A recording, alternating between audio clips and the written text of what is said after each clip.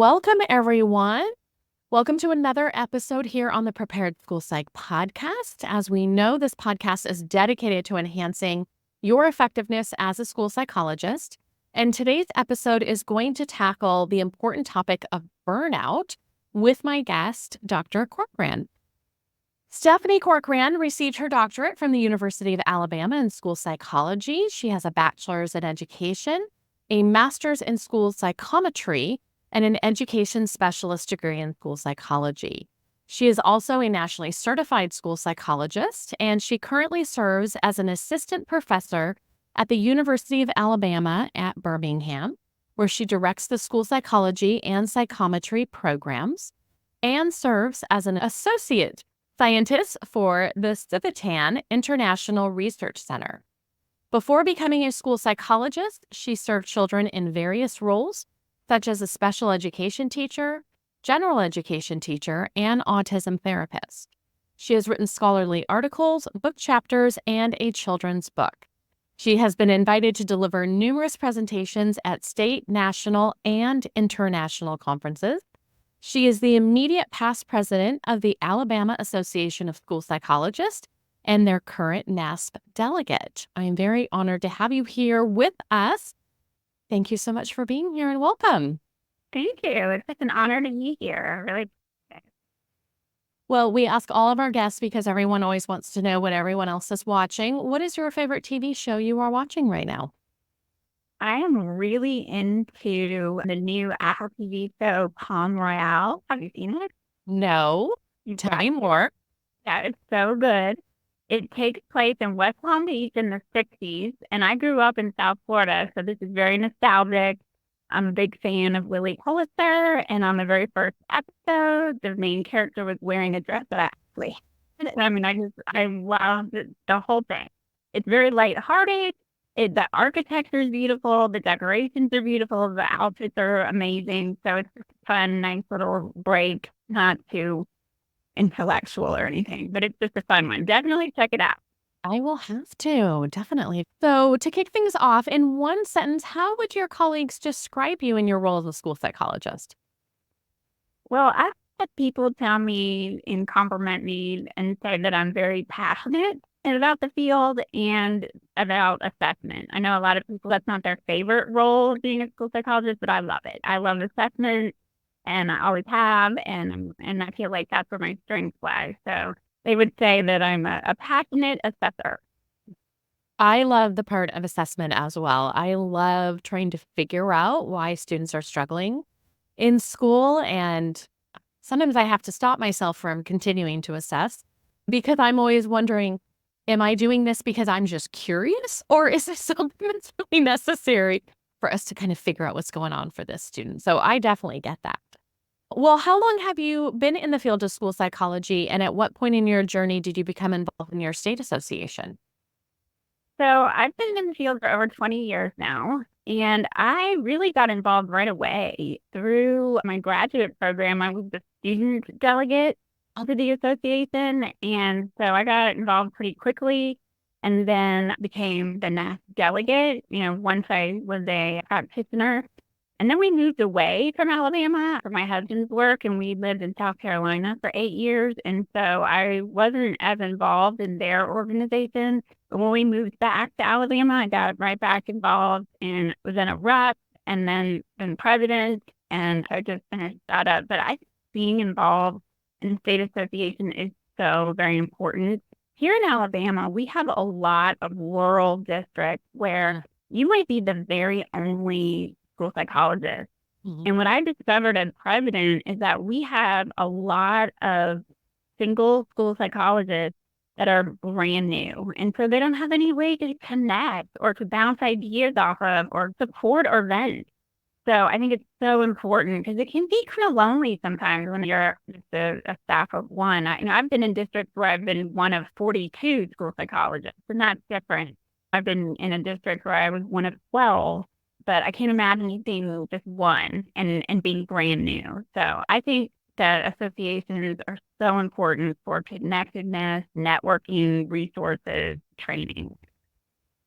I remember talking to a psychologist. He had been in the field during our conversation, for probably about a good decade. But he was telling me when he was a brand new psychologist, he was the only psychologist in the district.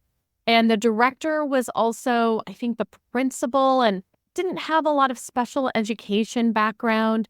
And he said at the end of his first year, they said, "We'd like you to be the special ed director next year." Like, what are you talking about? I barely know what I'm doing myself. And so it can be really hard when we don't have people to bounce ideas off of, or I don't know about you, just as someone else being in this field for over 20 years, there's those moments where we're always wondering, like, am I doing this right? Right. We're Yeah, or even questioning just like, ourselves. would you give it the 1 or a 2? I got an answer today that I've never heard. Like, let me hear about this one. Or I can remember one time we break our state into districts, and so to even break it down even smaller, and they have meetings, and like they do lunch, and sometimes they'll have a speaker. But I remember I went to one, and one of these rookie school psychologists who was all by herself was talking about a meeting where a parent had been, very upset, and she had no support. And just talking about that, she broke into tears, and everybody literally got up and surrounded her. And I mean, it was just the support. So I just think that's so important, beyond the professional development that's offered and all of those wonderful things. Just being able to be like, oh my goodness, they just asked me to be the special ed teacher, like, yeah, that's crazy. Yeah. Well, you are the immediate past president. You finished up your role as president a couple of months ago. What was an accomplishment in the role as president that you are most proud of? So when I became president, we were coming right off of COVID. And so nobody had met for a long time. And we, had, discontinued conferences and professional, basically just like everywhere else, everything shut down. So we planned like a huge conference and really just went all out, got some really big name speakers. And so I was really proud of that conference when everybody came because everyone was excited. And it was the biggest, and the registration numbers were the biggest we've ever had. The theme was about self-care, which is, where my research lies and where my passion is. So we had like great giveaways, and it was really fun. So I was really proud of that. And it really, I think, was the shot in the arm that everybody needed to get back. And, they were like, oh, I haven't seen you in 3 years. So that was really fun. A couple other things that I was proud of was we didn't have any kind of things set up for like ethical grievances or anything like that, or if you needed support. Again, if you were by yourself, if you needed support. So I set up a ethics support and grievance center. So if you had questions about something, or if you needed to file a grievance and that kind of thing, we formed that whole center and a procedure for that. So I was proud of that.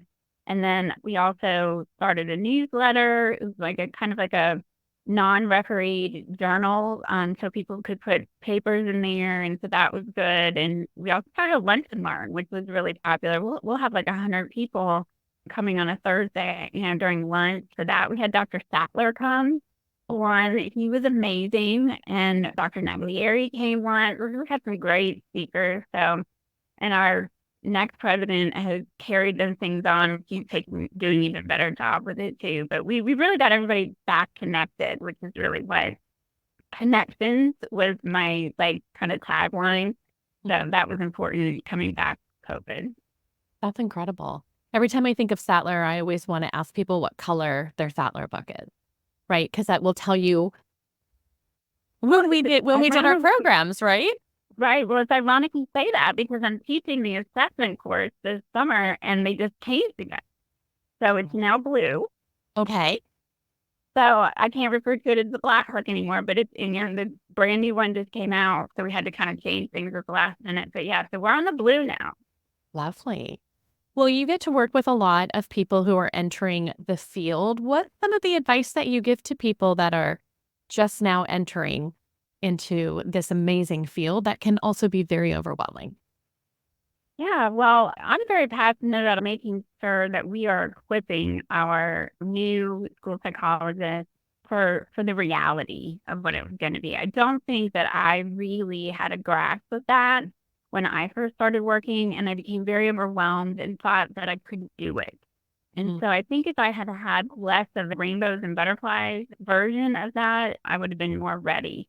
So I really work hard to equip them with honesty, but yet give them strategies and things to do that. I think the main thing is that I just really want people to just treat everyone with respect. Parents, teachers, I see a lot of that not happening. And so I think if we just treat people with respect, we usually make the right choices for kids and families. So, take care of yourself so that you can take care of others and just really show respect. That's wonderful. I know when I've taught in some school psych programs in the past, loving the conversation about why they decided to go into this field. And so many people, of course, are doing this for the students, right? And they say, I want to work with the students and I can't wait to work with all these students. And I'm always jokingly, but not jokingly, yeah, that's something you get to do in between meetings. Like, hopefully, in between scheduling the meeting and then rescheduling the meeting and then, checking your email 9 million times during the day. Yes, we get to work with students too. Well, a lot of school psychologists are interested in getting involved in their state associations, but it is a time commitment. So how do you manage your time and have made these different things work and all these different projects that you get to be involved with? Well, I think you have to really time block. And so you have to decide, what are the priorities and what are the priorities for this day? What are the priorities for this week? Can't do everything every day.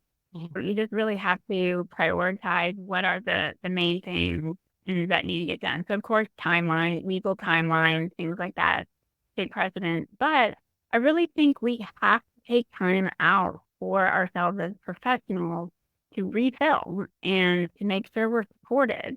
And I think, at least with our professional organization here in Alabama, that's what we really focus on, is making sure we're filling our members' cups with, training or opportunities or just support. And, you can get involved at all different levels, right? So as president, that's a big commitment. Yeah. But if you wanted to be on the conference committee, that might only be a few hours for a few months, right around the conference time. Or if you're interested in the grievance thing, like I was thinking about, not very much time at all, really. But it keeps you plugged in. It keeps you professionally curious and learning. And to me, just the greatest part is the networking across the state and the ideas. Because you can get stuck with some of your same ideas or same ways of thinking, whereas someone up north in Huntsville or something might say, well, this is what we do. And you're like, wow, why did we never think of that? I'm brilliant. So you just have to make time for yourself and for yourself professionally. And of course, that's not going to come before legal timelines and that kind of thing, but you do need to block it in at least monthly, I think.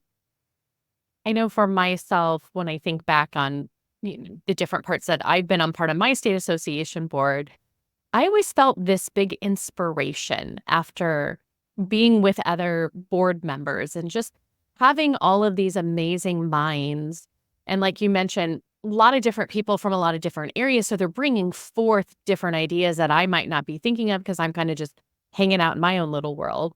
And every time I would get back on an airplane or be driving home or finish just a Zoom call or whatever, I always just felt so inspired that there's these other people who are just doing some amazing work. And that was one way that really filled my cup when I was participating in that. Yeah, that's really been my experience too, especially going to the national conferences and things like that. You meet such amazing people.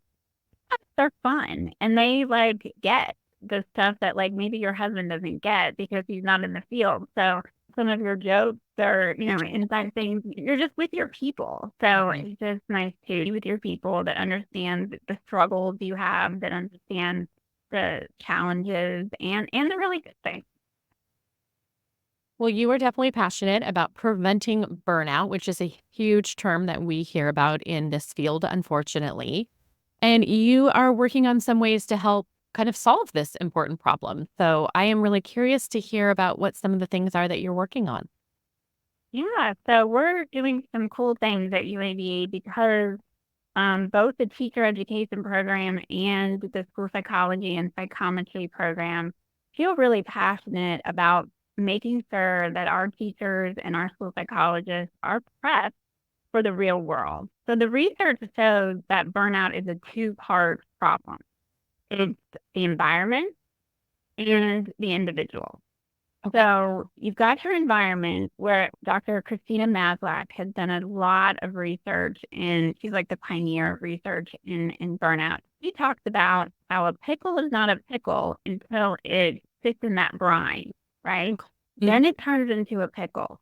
That brine is the environment. And so there are serious environmental problems in education right now. There are shortages, there are overwhelming workloads. I mean, there are serious concerns that meditation and a spa day are not going to fix. Bubble baths, all you want, that is not going to fix the teacher shortage or the mental health crisis that our students are facing. So to just say, well, why don't you just take care of yourself, is really condescending. And so we really have to look at that environment. There are several things that we try to teach our students to do to look at that environment and find the best fit for you. There's no perfect brine, right? But you want to be really careful about where you're marinating, basically. Hey everyone, just a quick minute of your time to tell you about something coming up. Summer Boot Camp 2024 has been scheduled, and we are looking forward to seeing you virtually from July 8th through the 19th. If you are new to Summer Boot Camp, it is 2 weeks of professional development with some Q&A sessions to help answer all of your lingering questions. Whether you're starting your internship this fall, your first year in this field, or your 20th year, we have sessions for you.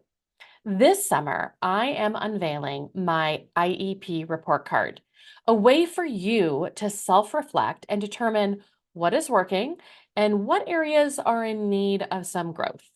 We have resources all over the IEP report card, and to help you with those areas in need of growth, we have 12 professional development sessions over 2 weeks. Now, if you can't make the sessions live because you're actually going to enjoy your summer, no worries, as we record everything. If you need some CEUs or a certificate of completion, we have those too. So head over to my website at �jennyponzerg.com today, or click on the link in the show notes to learn all about the sessions we are offering. I will see you in July. And for different people, different things are important. So you want to find a really good match. And so we try to teach them how to do that. And then there's also, we want to protect ourselves for whatever brine we're in. So we try to teach them some good self-care, some mindful self-care, some resiliency things that can help them be protected as you are in that brine. Because really, if you look at it as an ethical thing, if we are not at our best, our service to our students is going to be compromised. If our service to our students is going to be compromised, then the kids are going to suffer, then achievement's going to suffer, and it's just a big cycle. So it's really important that we really look at that brine, our environment, and acknowledge that that's a big part of this. And so it's not just a me problem, it's a we problem. So we really have to look at that. But then we also do need to take responsibility. That environment is not your fault. The teacher shortages, the mental health crisis, that's not our fault. It is our responsibility to make sure we're healthy, that we're well, that we have resiliency factors to deal with that. We do a program called Breathe, and that is burnout reduction, enhancing awareness, technology, handouts, and engagement. And so that is ongoing throughout the semester, where we do seminars, and we're teaching these skills. We're teaching them how to make sure they find a good match in that environment so that brine is as optimal as it can be for them. We teach them different protective factors, and so that goes on. So we're real proud of our Breathe retreat, is what we call it. It's an ongoing thing, and we're collecting data on that and following our students longitudinally to see if this helps prevent the burnout. If they're they stay longer, because the research shows both school psychs and teachers are staying about 5 years. Yeah. So we're trying to see, do they last longer? Are they happier? Are they more fulfilled? So far, we're seeing some really good results, and people are picking up some skills We do a lot of things, breath work. We've done some things with body scans. We've done things, cognitive behavior therapy things. And, people pick up different things that work for them. So you don't have to do all of those. You just have to find things that work for you. But we try to look at different areas of the self and make sure that we have a fully embodied self so that we can serve others. So that was probably more than you were wanting, but I'm very passionate about this because I think we're never going to stop the attrition rate if we don't prepare our pre-service teachers and school psychologists better. No, I have more questions about this. This is so exciting. I love this. So is this something that you have instituted while they're still in school, or is this something that they're also participating in after they've graduated and they're in their placement? So far, it has just been the people in our program. Okay. But as they are moving out and graduating, we have things like the 𝐒𝐿, the technology, and the breathe is an app that one of my colleagues has developed. And this app is kind of like a wellness app, and it will connect everybody, and we provide opportunities for engagement because the app on the opposite continuum of burnout is engagement. So what we want people to be is have that good fit environment, have those individual resiliency factors, but then also be as engaged as possible. Those things keep people from getting burned out. And that will follow them into the field. And we're also going to do like booster classes, is what we're going to call them. We just haven't done it yet because we're still working with our first group. That's the hope, is that we can follow them through. They can offer mentor the other people that are coming out. And we're hoping this will be kind of like a revolution. I think this is amazing. So at this time, there's nothing like, unless you're in your program, they're not able to participate in this yet. But I'm curious, have you guys thought about, because you talked about the 5-year mark. So I'm curious, I love this preventative kind of stance, right? We're working with them before we even let them out and graduate. Have your group talked about how could we apply this for people who are currently kind of in that 4-year, 5-year mark, and how can we help them kind of get over that hump of that 5-year? Right. So we have, like I said, because we're in a graduate education program, our focus is on our students. But this summer, I'm actually taking this on the road, and we're going. Alabama does this big conference for educators in the summer. They call it the Mega Conference, and I'm actually doing this for practitioners. It's like a half-day workshop. So of course, it's not going to be all the seminars, but it'll be a condensed kind of thing for teachers and school psychologists who are working. So that'll be our first, so with that, I'm curious to see, we'll collect data on that as well. What I just really want is for people to understand that this burnout and these feelings and things are natural. Like, it's okay to have stress. And so we teach them the difference between stress and burnout. We teach them how to deal with that differently. Because I see so many of my colleagues in the schools and things that have this immense guilt that they feel burned out. Yeah. And so then that's just making it worse, right? It's just like adding layer upon layer. And it's not that you like hate education or hate the kids or anything, but these are very real feelings. So if we can teach them up front that you might feel this and that's okay. Or if you start seeing this symptom, you could be going down this path. So go ahead and start doing some of these strategies, or, go to your administrator or that kind of thing. So because, we don't need this guilt on top of all that other stuff. So yeah, we're trying to really get them up front and be preventative. We are trying this summer at the Mega Conference to see how that goes. I'm excited to see how it goes. Yeah. The emphasis has really been preventative. And I think I'm going to have to tweak some things and this is just me, future casting, but I'm assuming that they are going to be like, oh yeah, I know what you're saying. So it might be a little bit more, authentic, because maybe have already seen that, or like their colleague next door is experiencing that. But I think they'll also have good strategies that we can discuss and share. I'm curious because there's that emphasis on that environment piece. And so we obviously are at the time where people are looking for interviews and are possibly getting their first job, or, changing districts and things like that. What are some of the things that you talk with, your graduate students about that environment, I'm curious if there's anything that they can think about when they're usually in an interview. There's those moments. Do you have any questions for us or any tips of things that they're listening for in an interview to help them realize, is this possibly going to be a good environmental fit for me? Yeah, that is a great question. And I would really want to recommend this Burnout Challenge book by Christina Maslach and Michael Leiter. And they talk about 6 different areas of mismatch that you can have between you as a person and your work or your occupational environment. And there are control, there's a workload, there's values, there's several different things. And for some people, some of those are more important than others. And so they have a really neat little self-assessment in the back of the book that you can take to figure out which ones are the most important to you as far as preferences and values, which are the most important to you, and then which ones are you having a mismatch in.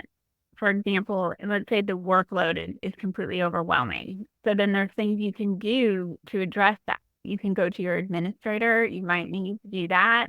Let's say if you have 97 kids on your caseload or something, or if it's just that you are bringing all this work home and that's something that you're self-imposing, maybe you could put some strategies in to help yourself. So that's just like a workload thing. But for some people, the workload is not the tipping point. It might be more of a value thing or like the control.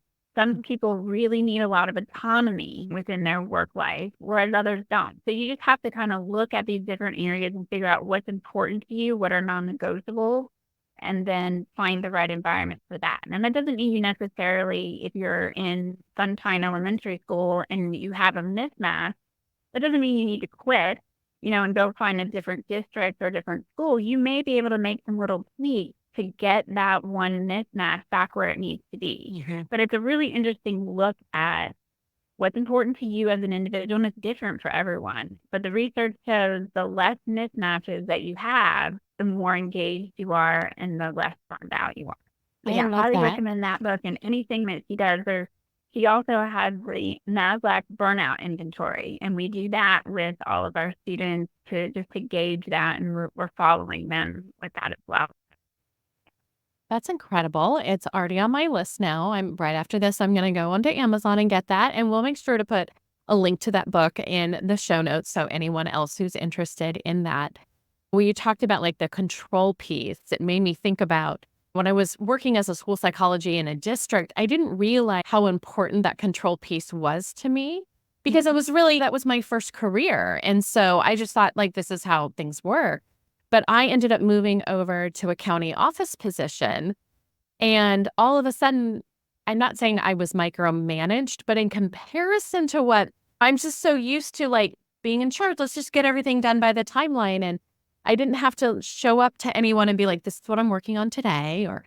And then when I moved to another environment, I was like, do you not trust me? Just tell me when you need it get done. Like, do we really need to have all these check-in meetings? And I realized how important that autonomy was for me. I took it so differently, and I realized it was just different environments need different kind of check-in types of things and things like that. And it was a very different experience for me. And you can see where like that where we might see that as micromanagement may feel very stifling and suffocating. Whereas other people, they might really thrive with that. Like they need that structure or framework. So that might not be their mismatch.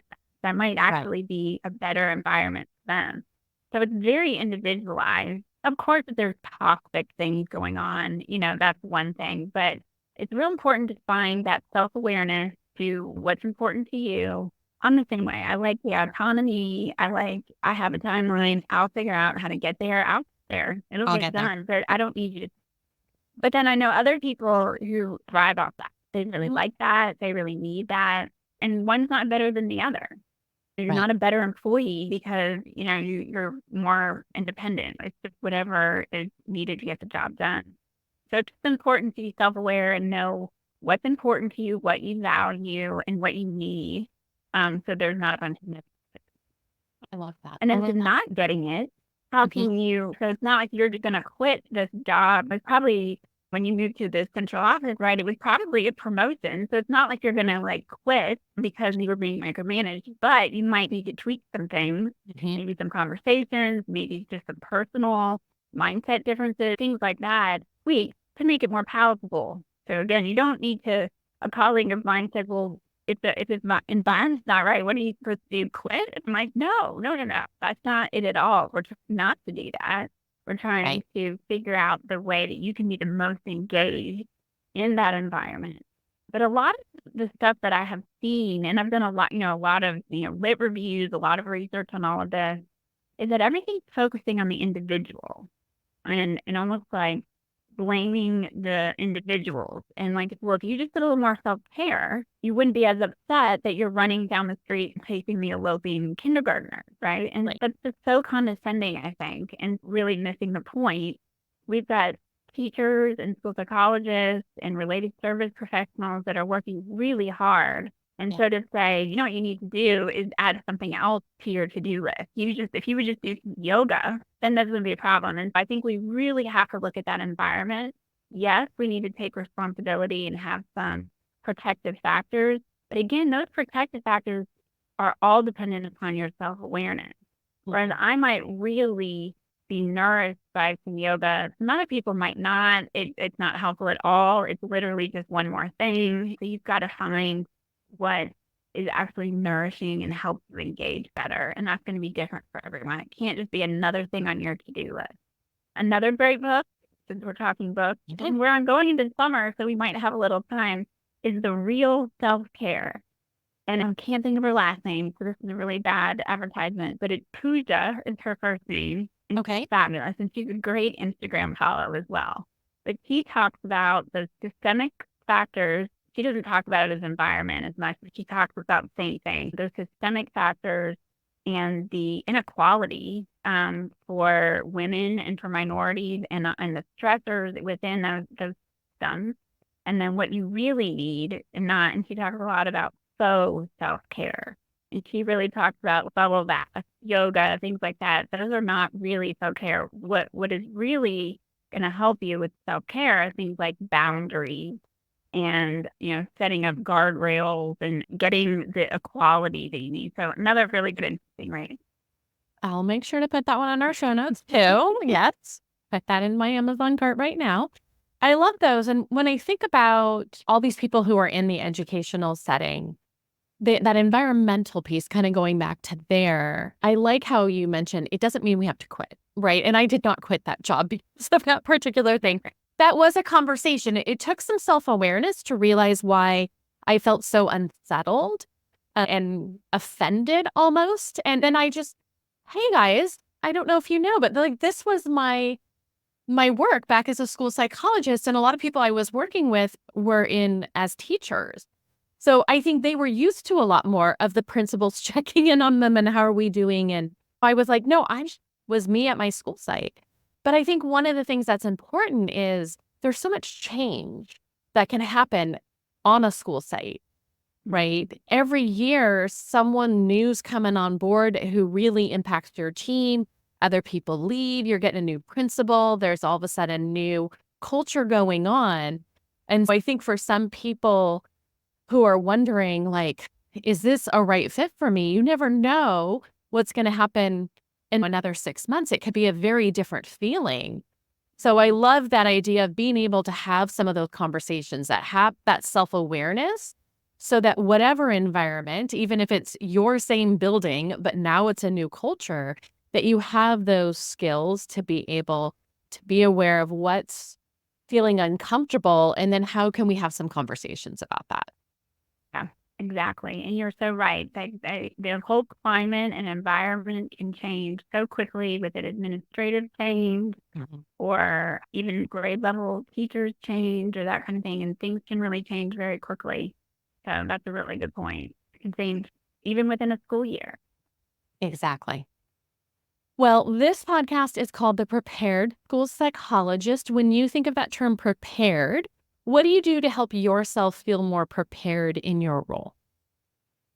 So not to keep belaboring this point, but the self-care is how I try to be prepared and to show up with my best self. And so that includes getting enough sleep. That includes eating. I'm not always 100% with that, but trying to, eat really well so that it's nourishing, to get the exercise that I need, just being prepared, putting aside some time on Sunday to make sure I've got my week figured out and I can plan and prioritize and different things. So just really that self-care to make sure that I'm nourished so I can show up as myself. So to me, that's how we are prepared and how we provide competent, ethical services and just show up as our best self. It's not always 100% because sleep varies, hormones vary, all that kind of thing. But to me, that's how you come up with the prepared college. I love that. Well, thank you so much, Stephanie, for being here and sharing this information. I got new books from my book list, so excited. And I'm hoping everyone who's listening also got a lot of great information from this topic. So I do want to say thank you for being here. And for those listening, until next time, please keep trying to find ways to take care of yourself so that you can support those at your schools. Thank you. Yeah.